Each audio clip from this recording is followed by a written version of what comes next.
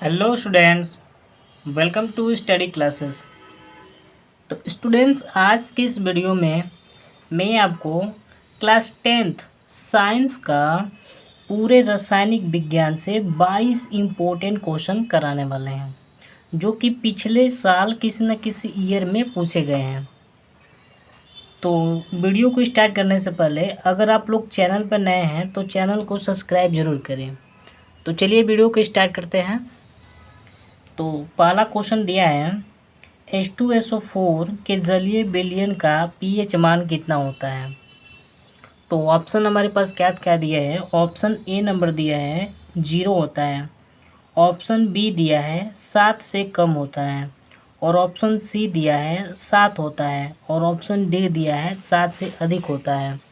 तो H2SO4 के जलीय विलयन का जो मान होता है वो क्या होता है, तो 7 से कम होता है। क्या होता है, 7 से कम होता है, क्योंकि H2SO4 जो होता है वो एक प्रबल अम्ल होता है। क्या होता है, प्रबल अम्ल होता है, और प्रबल अम्ल जो होते हैं वो क्या होते हैं, 7 से कम होते हैं। ठीक, तो दूसरा क्वेश्चन दिया है। अब हम लोग दूसरा क्वेश्चन देखते हैं।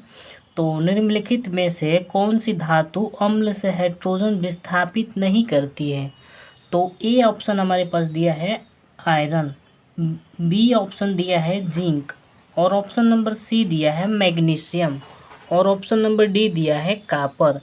तो निम्नलिखित में से कौन सी धातु अम्ल से हाइड्रोजन विस्थापित नहीं करती है। तो इसका सही उत्तर हो जाएगा कापर हो जाएगा। क्या हो जाएगा, कापर जो है वह अम्ल में से हाइड्रोजन गैस को क्या करती है, विस्थापित नहीं करती है।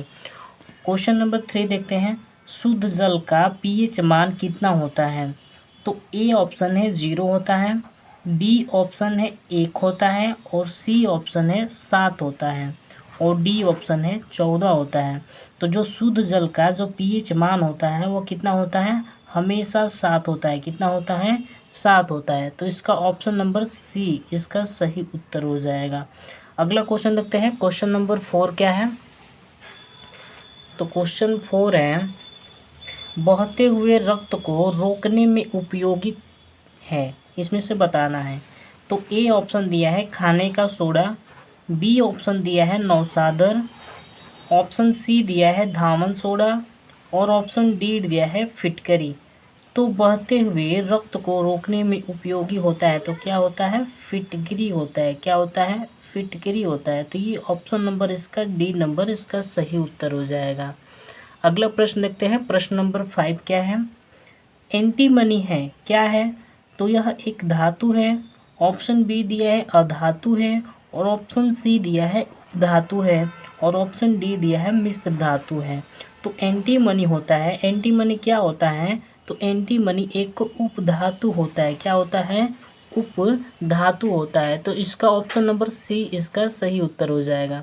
अगला हम लोग प्रश्न देखते हैं। प्रश्न नंबर 6 क्या है। तो निम्नलिखित में से असंतृप्त हाइड्रोकार्बन हमें बताना है कौन सा है। तो ए ऑप्शन दिया है C2H6, ऑप्शन बी दिया है C2H4, और ऑप्शन सी दिया है CH4, और ऑप्शन डी दिया है C3H8। तो असंतृप्त हाइड्रोकार्बन कौन सा होता है, तो C2H4 होता है। कौन सा होता है, C2H4 होता है। तो इसका बी ऑप्शन इसका सही उत्तर हो जाएगा। अगला प्रश्न देखते हैं। प्रश्न नंबर 7 क्या है। तो प्रश्न नंबर 7 है, निम्नलिखित में से कौन सी धातु ठंडे जल से हाइड्रोजन गैस निकालती है। तो ऑप्शन ए दिया है तांबा, ऑप्शन बी दिया है सोना, ऑप्शन सी दिया है पोटेशियम, और ऑप्शन डी दिया है एल्युमिनियम। तो निम्नलिखित में से कौन सी धातु ठंडे जल से हाइड्रोजन गैस निकालती है। तो इसका सही उत्तर हो जाएगा पोटेशियम। पोटेशियम हो जाएगा इसका सही उत्तर। तो ऑप्शन नंबर सी इसका सही उत्तर हो जाएगा। अगला प्रश्न देखते हैं। प्रश्न नंबर 8 क्या है। 1 बिलियन लाल लिटमस को नीला कर देता है, तो इसका पीएच मान संभव है। इसका पीएच मान बताना है। तो ए ऑप्शन दिया है 1 होता है, बी ऑप्शन दिया है 3 होता है, और सी ऑप्शन दिया है 6 होता है, और डी ऑप्शन दिया है 8 होता है। तो इसका सही उत्तर हो जाएगा ऑप्शन नंबर डी हो जाएगा। क्या हो जाएगा, ऑप्शन नंबर डी हो जाएगा। तो लाल लिटमस को जब नीला कर देता है तो ऑप्शन नंबर क्या हो जाएगा, डी हो जाएगा। ठीक, 8 हो जाएगा। तो अगला प्रश्न देखते हैं, प्रश्न नंबर 9। तो प्रश्न नंबर 9 है, जल को जीवाणु रहित बनाने में उपयोगी पदार्थ हैं। तो ए ऑप्शन दिया है धामन सोडा, बी ऑप्शन दिया है बेकिंग सोडा, और सी ऑप्शन दिया है फिटकरी, और डी ऑप्शन दिया है विरंजक चूड़ दिया है। तो जल को जीवाणु रहित बनाने में उपयोगी पदार्थ कौन सा होता है, तो विरंजक चूड़ होता है। कौन सा होता है, तो विरंजक चूड़ होता है। तो ऑप्शन नंबर डी इसका सही उत्तर हो जाएगा। अगला प्रश्न देखते हैं, प्रश्न नंबर 10 क्या है। तो कार्बन को वायु में जलाने पर कार्बन डाइऑक्साइड गैस का बनने का एक उदाहरण है। तो ए ऑप्शन दिया है संयोजन अभिक्रिया, बी ऑप्शन दिया है विस्थापन अभिक्रिया, और सी ऑप्शन दिया है द्विविस्थापन अभिक्रिया, और डी ऑप्शन दिया है वियोजन अभिक्रिया। तो कार्बन को वायु में जलाने पर कार्बन डाइऑक्साइड गैस का बनना कौन सा एग्जाम्पल है, तो संयोजन अभिक्रिया का उदाहरण है। किसका उदाहरण है, तो संयोजन अभिक्रिया का उदाहरण है। ऑप्शन नंबर इसका ए नंबर सही हो जाएगा। अगला प्रश्न देखते हैं, प्रश्न नंबर 11 क्या है। तो प्रश्न नंबर 11 है, जिंक चूड़ पर तनु सल्फ्यूरिक अम्ल की अभिक्रिया से गैस निकलती है। तो ए ऑप्शन दिया है हाइड्रोजन, बी ऑप्शन दिया है ऑक्सीजन, सी ऑप्शन दिया है क्लोरीन, और डी ऑप्शन दिया है कार्बन डाइऑक्साइड। तो जिंक चूड़ पर तनु सल्फ्यूरिक अम्ल को अभिक्रिया से गैस निकलती है। तो कौन सी गैस निकलती है, हाइड्रोजन गैस निकलती है।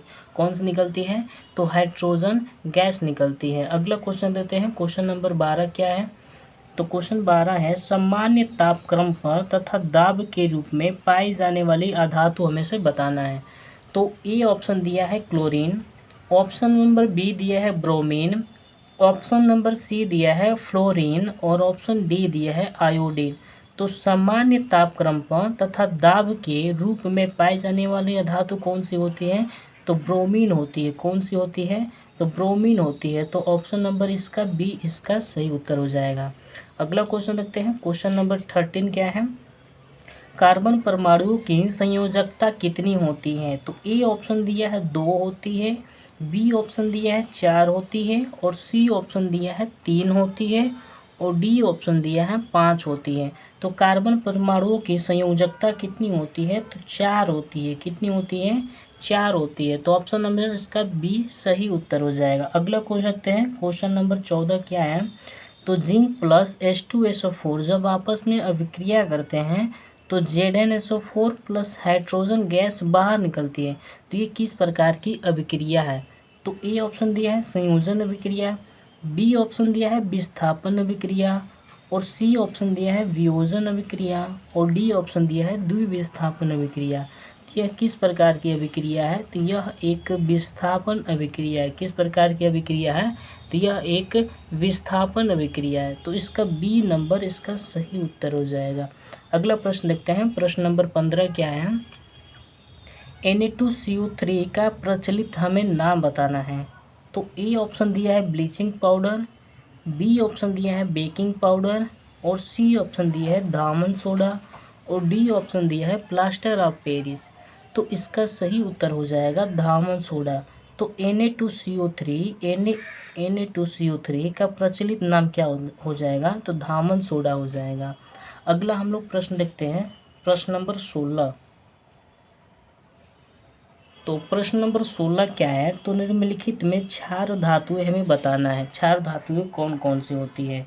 तो ए ऑप्शन दिया है सोडियम, बी ऑप्शन दिया है आयरन, और सी ऑप्शन दिया है मैग्नीशियम, और डी ऑप्शन दिया है Au सोना। तो निम्नलिखित में से क्षार धातुएं कौन सी होती है, तो सोडियम होती है। कौन सी होती है, सोडियम क्षार धातुएं होती है। तो इसका पहला उत्तर सही हो जाएगा। अगला प्रश्न देखते हैं, प्रश्न नंबर 17 क्या है।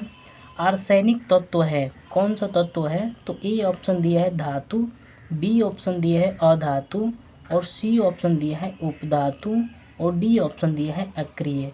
तो आर्सेनिक तत्व कौन सा धातु है, तो ये है उपधातु है। क्या है, उपधातु है। तो इसका सी ऑप्शन सही हो जाएगा।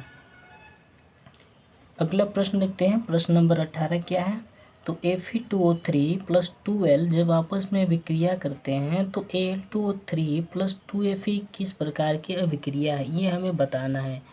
तो इसका सही उत्तर क्या हो जाएगा, इसका जो सही उत्तर होगा वह विस्थापन अभिक्रिया होती है। कौन सी अभिक्रिया होती है, विस्थापन अभिक्रिया है। क्यों, क्योंकि यह Fe को क्या कर दिया है, जो एल्युमिनियम है वो Fe को क्या कर दिया है, विस्थापित कर दिया है।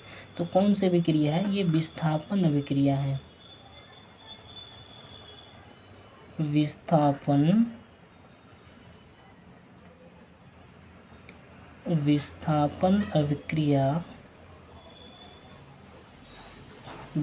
अभिक्रिया है। ठीक, अगला प्रश्न देखते हैं। प्रश्न नंबर 19 क्या है,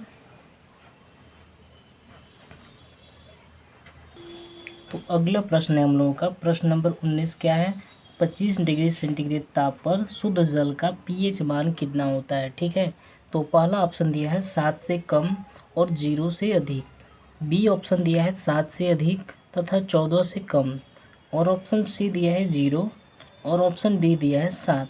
तो 25 डिग्री सेंटीग्रेड ताप पर शुद्ध जल का pH जो मान होता है वो कितना होता है, 7 होता है। कितना होता है, 7 होता है। अगला प्रश्न देखते हैं। प्रश्न नंबर 20 क्या है, अम्ल से हाइड्रोजन हटाने वाली धातु कौन सी होती है। तो ए ऑप्शन दिया है जिंक, ऑप्शन नंबर बी दिया है कापर, ऑप्शन नंबर सी दिया है एज सिल्वर, और ऑप्शन नंबर डी दिया है मरकरी। तो अम्ल से हाइड्रोजन हटाने वाली जो धातु होती है वो कौन सी होती है, तो जिंक होती है। कौन सी होती है, तो जिंक होती है। अगला प्रश्न देखते हैं। प्रश्न नंबर 21 क्या है, तो ठंडे जल से हाइड्रोजन गैस बनाती है। ठीक है, ठंडे जल से हाइड्रोजन गैस बनाती है। तो ए ऑप्शन दिया है लोहा, बी ऑप्शन दिया है कापर, सी ऑप्शन दिया है सोडियम, और डी ऑप्शन दिया है कार्बन। तो ठंडे जल से हाइड्रोजन गैस बनाती है। कौन सी बनाती है, सोडियम बनाती है। ठीक, तो इसका ऑप्शन नंबर सी इसका सही उत्तर हो जाएगा। अगला प्रश्न देखते हैं। प्रश्न नंबर 22 है। 22 क्या है, तो प्रोपेनल है। ऑप्शन ए दिया है C2H5O, ऑप्शन बी दिया है C3H6O, ऑप्शन नंबर सी दिया है C4H8O, और ऑप्शन नंबर डी दिया है C3H5O।